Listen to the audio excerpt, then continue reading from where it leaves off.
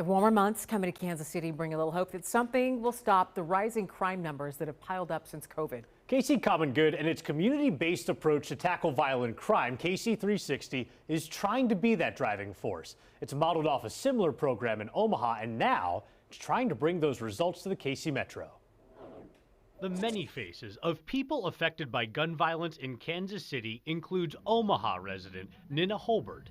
Someone shot and killed her cousin Julius Harris on 71 Highway back in 2017. 7 years later, Kansas City leaders are looking to Nina's hometown to try to make sure similar incidents happen less. That's a good feeling because we don't know if they were older or who was done it, because it's an unsolved murder. No one expects a tragedy like what occurred in my family a couple months ago to happen. We know it happens throughout this country. Tragedy shoved Beto Lopez's family onto the national stage in February when his sister Lisa Lopez Galvin was shot and killed as the Chiefs Super Bowl rally ended. He was already part of KC Common Good long before that day, driving home the tragic irony that people and their families can become the victims of the very problems they're trying to solve.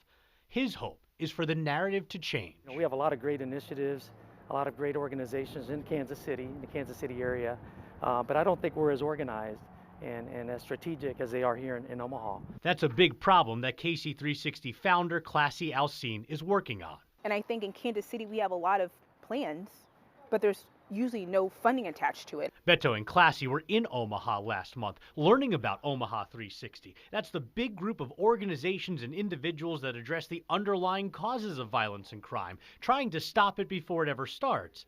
It's been around for 17 years and takes millions of dollars from public, private, business, and philanthropic sources every year to fund a wide variety of programs.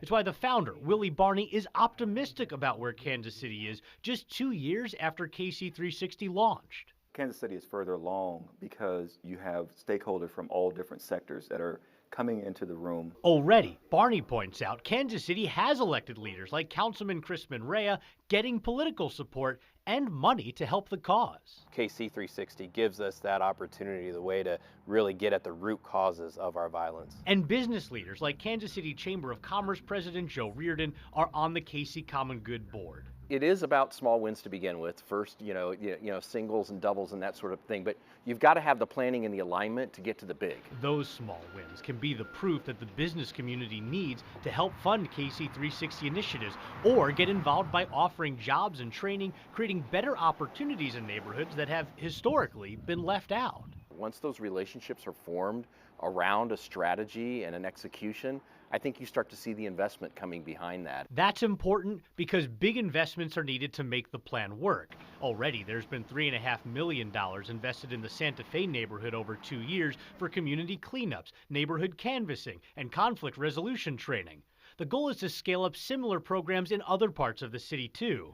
The price tag for that work in Omaha is hundreds of millions of dollars every year, and Classy says the number in Kansas City will probably be even higher. If you have blighted areas that have been blighted for decades, we're going to have to invest to make up for the decades lost of investment. So far, KC 360 is working on a 10-point plan laying out what it wants to prioritize first. At a very high level, it covers things like plans to reduce gun violence, build better community relationships between individuals and police, attack the root causes of violence with individual people, and invest in new developments that can help turn neighborhoods around. And like we just mentioned, the price tag to fund that work is going to be high, and KC 360 says it's going to announce what its fundraising goal could be at some point this summer. In the meantime, Kansas City Council has already allocated money for researchers to collect baseline data that will help track how community efforts reduce crime. Dr. Mariana Kotlaya at UMKC is doing that work right now. We have a vortex of crime in Kansas City, right? It runs down the Paseo corridor. And so we know that vortex is kind of like a tornado where all of our crime clusters. We can see, what are the services? Do we have enough services going on in these communities? We'll keep tracking that progress while her team puts out a forward-facing website tracking that data they collect. We have all three of our stories online, laying out what we learned from a special trip to Omaha and how it's impacting what happens in Kansas City. You can find them all at fox4kc.com/solutions.